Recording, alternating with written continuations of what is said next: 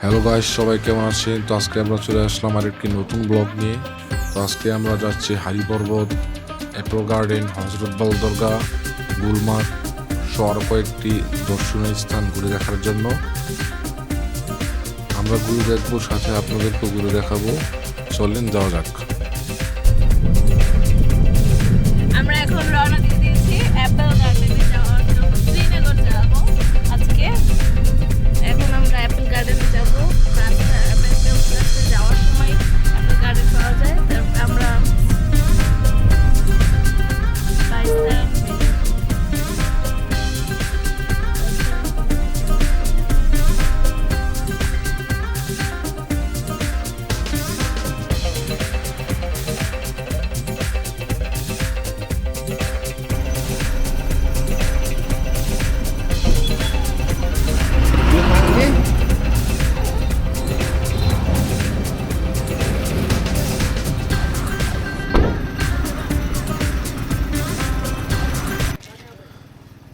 তো আমরা পেহেলগাম থেকে ফেরার পথে অ্যাপল গার্ডেন হয়ে যাচ্ছিলাম। তো একটি অ্যাপল গার্ডেনে এসে আমরা থামলাম। তো থামার পরে আমরা ফ্রেশ অ্যাপেল জুস খাওয়ার জন্য এই যে ভাইটির দোকানে আসলাম। তো আমরা বলেছি যাতে ফ্রেশ অ্যাপেল দিয়ে জুসটা বানিয়ে দেয়। তো উনি অ্যাপেল দিয়ে জুস বানাচ্ছে, তো আমরা দেখছি। প্রসেসটা ভালোই, একদম হোমমেড আর কি। দেখতে ভালোই লাগতেছে। আর অন্য অন্য কাস্টমাররাও এসে খাচ্ছে আমাদের মতো দেখা দেখি। তো এখানে আমার দোকানে অ্যাপেল দিয়ে বিভিন্ন ধরনের আচার বানানো আছে, বিভিন্ন স্বাদের, বিভিন্ন কোয়ালিটির।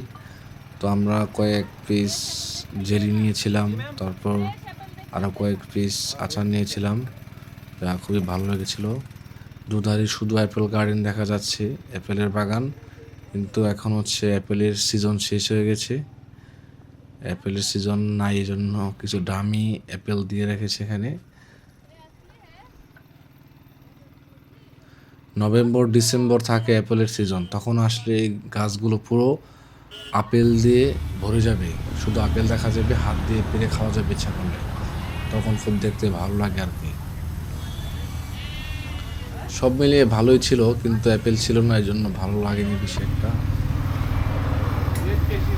আমরা এখন পেহেলগামের রোডে অ্যাপল গার্ডেনে অ্যাপেল জুস খাচ্ছি।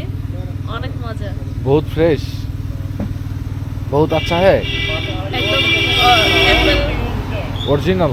ओरिजिनल एप्पल जूस बना के दिया है मिश्री से। और ये गाछ बहुत अच्छा लग रहा है। ये গাছটা দেখো, যখন এই অ্যাপেলগুলো ধরবে না, এই ফুলগুলো তো সব। আমাদের নিউ হোটেল ওকে রেসিডেন্স। চলো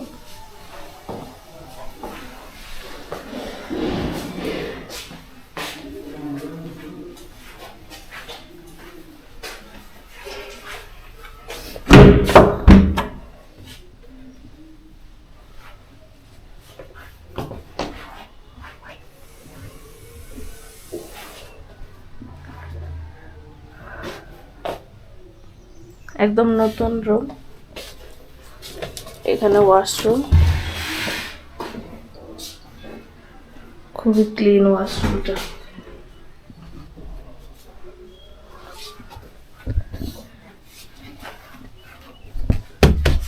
কাঠ দিয়ে বানাইছে, সুন্দর। এখানে পাহাড় দেখা যাচ্ছে, খুব সুন্দর।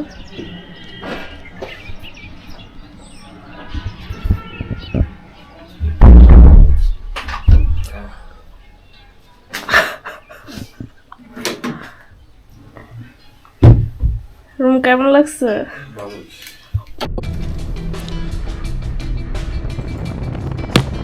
আমরা সকালবেলা হোটেল থেকে ব্রেকফাস্ট করে একটু সকালে বেরিয়ে পড়েছি আজকে গুলমার্গের উদ্দেশ্যে। তো শ্রীনগর থেকে গুলমার্গ যেতে প্রায় 1 ঘন্টা 40 মিনিট, বা একটু জ্যামজট থাকলে 2 ঘন্টার মতো সময় লেগে যায়। আজকে একটু হালকা বৃষ্টিময় দিন ছিল, রাস্তায় মাঝখানে বৃষ্টি পেয়েছি। তো আমরা এখন গুলমার্গের রাস্তায় আছি আর কি। আস্তে আস্তে ঘুরে ঘুরে উপরের দিকে উঠতেছে পাহাড় বেয়ে বেয়ে। এটার গুলমার্গের মেইন সেন্টারের উচ্চতা প্রায় 8700 ফুটের মতো সমুদ্রপৃষ্ঠ থেকে। এখানে আমরা হালকা গুড়গুড়ি বৃষ্টি দেখতে পাচ্ছি। খুবই ভালো লাগছে ওয়েদারটা। রাস্তার দুধারে ভিউ দেখলে মন এমনি ভালো হয়ে যায়। খুবই চমৎকার ভিউ, রাস্তাগুলো পরিষ্কার, ভালোই লাগছে আর কি দেখে। যত উপরের দিকে উঠতেছে ঠান্ডার তাপমাত্রা ততই বাড়তেছে। আজকে এখানে তাপমাত্রা আছে 2 থেকে 3 ডিগ্রি সেলসিয়াসের আশেপাশে। প্রচণ্ড ঠান্ডা বাতাস শরীরে কাঁপুনি ধরিয়ে দিচ্ছে একদম। প্রচণ্ড শীত লাগতেছে আসলে মারাত্মক ঠান্ডা, হাত পা একদম বরফ হয়ে যাচ্ছে জমে। আমরা আস্তে আস্তে উপরের দিকে উঠতেছি আর ঠান্ডার তীব্রতা শুধু বাড়তেই আসে। এখন বৃষ্টি পড়তেছে, একদিকে ঠান্ডা তারপর বৃষ্টি, পরিবেশটা একটু অন্যরকম হয়ে গেছে দেখতে। আমরা যখন গুলমার্গে এসে পৌঁছেছি তখন বৃষ্টি পড়তেছিল। বৃষ্টি আর ঠান্ডার কারণে বেশি একটা ভালো লাগতেছিল না আমার কাছে। অক্সিজেনটা একটু কম কম মনে হচ্ছিল। বৃষ্টির মধ্যে রেনকোট পরে 2-1টা ছবি আর শর্ট ভিডিও নিয়ে আবার দৌড়ে গাড়ির ভিতরে এসে পড়েছিলাম দ্রুত।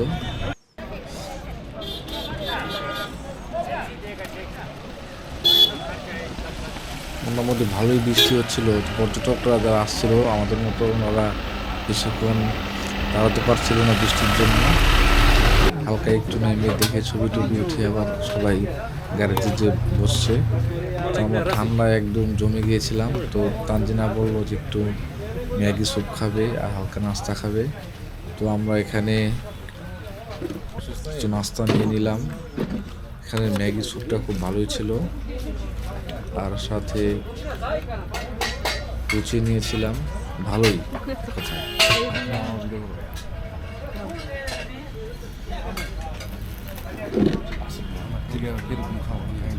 ঠান্ডার দিনে গরম রুচি ডাল দিয়ে অস্থির লাগতেছিল। টেস্ট ভালোই ছিল। কেমন? বহুত আচ্ছা।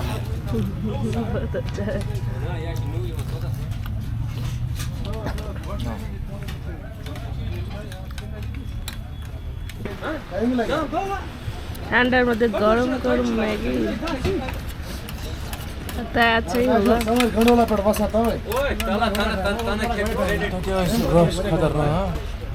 মজা দেখো। হাতের গাছ মেশিনের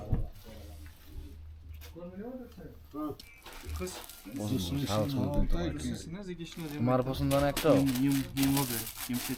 হ্যাঁ? ये इससे भी महंगा, ये 7,500।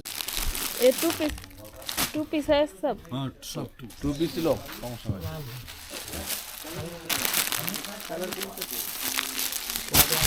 ये ब्लू में, ये सादा, 40 ये पेपर सिल्क, ये हमारा काथा सिल्क,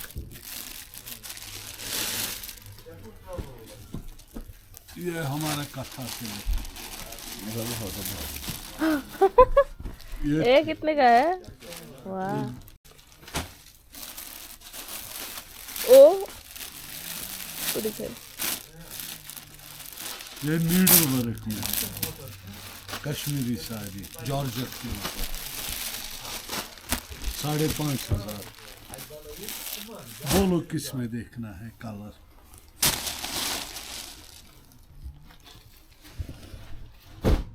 गया था वहाँ बहुत है, देखा है? अभी और डिस्काउंट और हो जाएगा कि इधर कार के अंदर।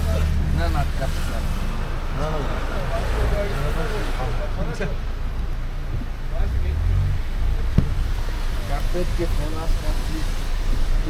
सूरत से बिस्मिल बूद शब जाए कि मन बोदम तमन्ना जा दीदारो जुमोयुम पर जले बोलो अजिस यामत रजिस बुझने रजिस जाने कले बोलो हजारों बार इश्क़ ऐसी कि हर बार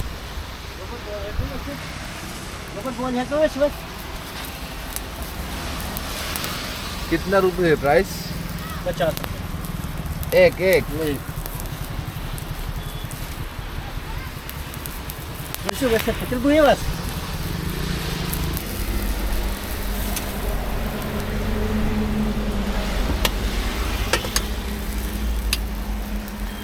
Kayak gitu ya, gaji buat cewek aja dia gitu. কাশ্মীরে আজকে ফার্স্ট টাইম শিক কাবাব খাচ্ছি। কত বড় রুটি পাতলা, আর এটা হচ্ছে কাবাব, মাটন কাবাব। খাওয়া শেষ?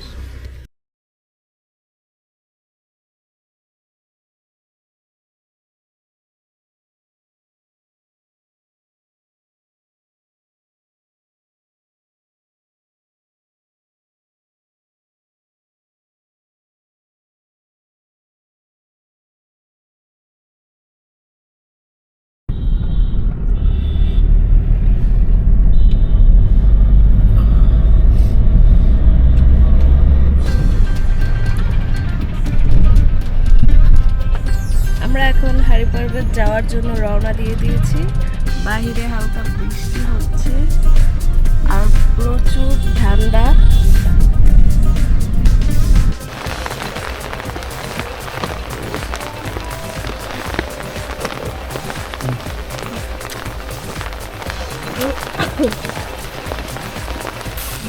এই বৃষ্টির মধ্যে আমরা হারি পর্বতের দিকে যাচ্ছি।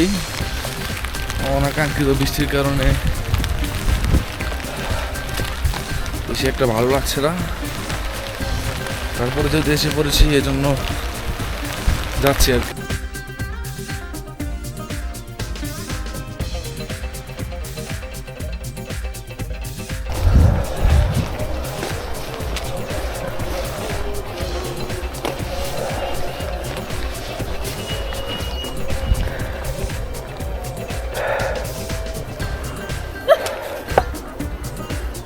কি কি হ্যাঁ ছোট ইয়ার মতো।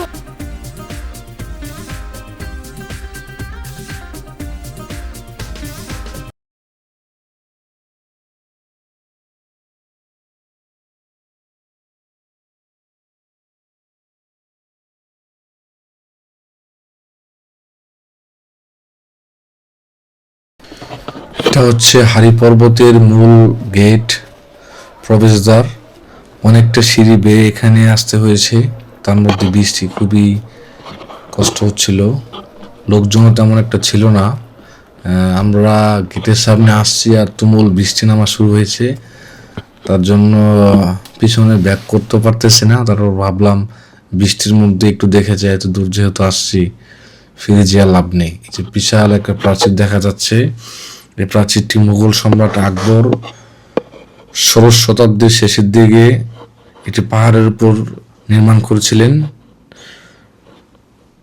পুরো পাহাড়টিকে একটি বড় প্রাচীর দ্বারা বেষ্টনী করেছিলেন। তারপর শোনা যায় 1800 শতকের শেষের দিকে আতা মোহাম্মদ খান এর নির্মাণ কাজ শেষ করেন। এই দুর্গটি মূলত তৈরি করা হয়েছিল ডাল লেকের আধিপত্য বিস্তারকে কেন্দ্র করে, যেন এখান থেকে পুরো শহরের নিয়ন্ত্রণ পরিচালনা করা যায় আর অন্যান্য প্রশাসনিক কার্যকলাপ করার জন্য। ভালোই, লোকজন কম ছিল একেবারে।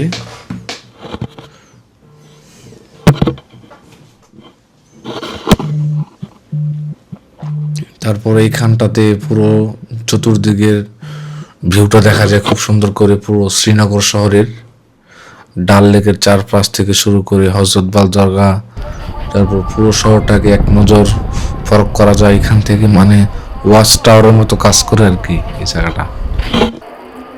আজান দিয়ে দিতেছিল। আমরা জুম্মার নামাজ পড়ার জন্য কাশ্মীরের বিখ্যাত দরগা হজরতবাল দরগাতে চলে আসছি। তো এখানে আজকে আমরা জুম্মার নামাজ আদায় করবো ইনশাল্লাহ। তো হজরতবাল দরগাতে জুম্মার নামাজের দিন অনেক ভিড় হয়ে থাকে। কাশ্মীর সহ আশপাশের পুরো ইন্ডিয়া থেকে অনেক মানুষ আসে এখানে জুম্মার নামাজ আদায় করার জন্য। তো ইনশাল্লাহ আমরাও জুম্মার নামাজ আদায় করতে পেরেছি। এখানে মহিলাদের নামাজ পড়ার সুব্যবস্থা আছে। হজরতবাল দরগায় আমাদের প্রিয় নবী হযরত মুহাম্মদ সাল্লাল্লাহু আলাইহি সাল্লামের পবিত্র দাড়ি মোবারক রাখা আছে। এই জন্য এই দরগাটি মুসলমানদের কাছে খুবই গুরুত্বপূর্ণ ও মর্যাদার প্রতীক। এই সাদা মার্বেল পাথরের দরগাটি ডাল লেকের পাশেই অবস্থিত। এক পাশে ডাল লেক, অন্য পাশে দরগাটি। খুবই সুন্দর মনোরম পরিবেশ দেখা যায়। মানুষজনের পদচারণায় মুখর হয়েছে পবিত্র দরগার শরীফটি। আলহামদুলিল্লাহ, নামাজ পড়তে পেরে খুব ভালো লাগছে।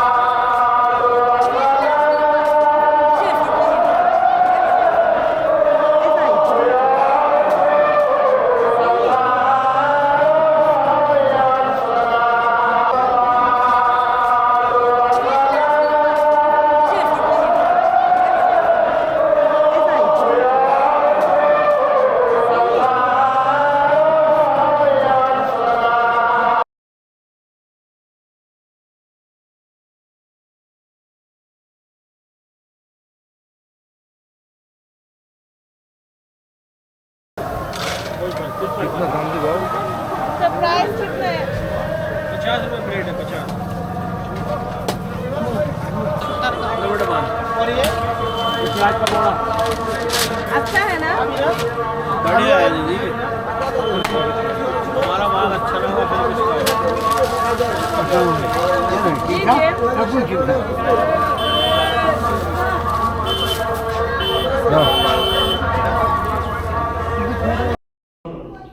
ওয়াজানি নাও, একটা বিরিয়ানি, একটা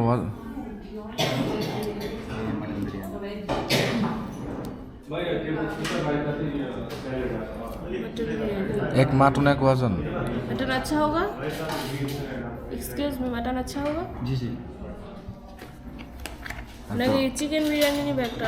না, না। এখানে তো মটন থাকবেই ওয়াজাতে। এক মটন होगा ना? अलग सी बात जैसे कि रोगन जोश जैसा है इसका है खाली नहीं ये कि 1% ना 2%? 2% 2%। कितना प्राइस? 840 तो ये लो, हमारे ये एक दे दो।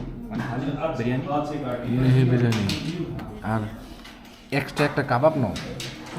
এক্সট্রা কাবাব एक हाफ तक कबाब आएगा একটা ওয়াজা না, একটা এখানে একটা বিরিয়ানি নেব।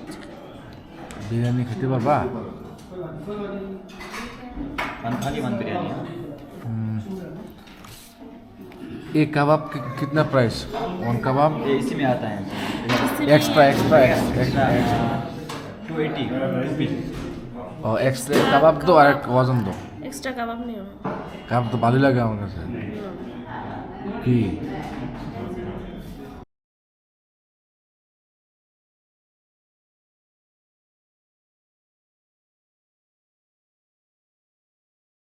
খাবার এখন চলে এসেছে। এটা হচ্ছে ওয়াজান প্লেটার, কাশ্মীরের বিখ্যাত। আর এটা হচ্ছে চিকেন বিরিয়ানি, এটা হচ্ছে রোগান জোশ, এগুলো এটা কোনটা যাবে।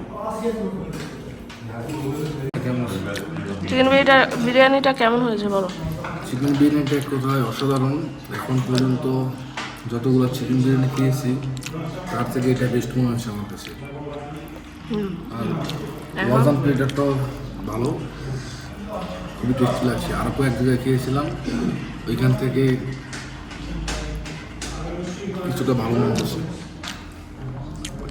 রেস্টুরেন্টের নাম রেস্টুরেন্টের নামটা পরে জানাচ্ছি।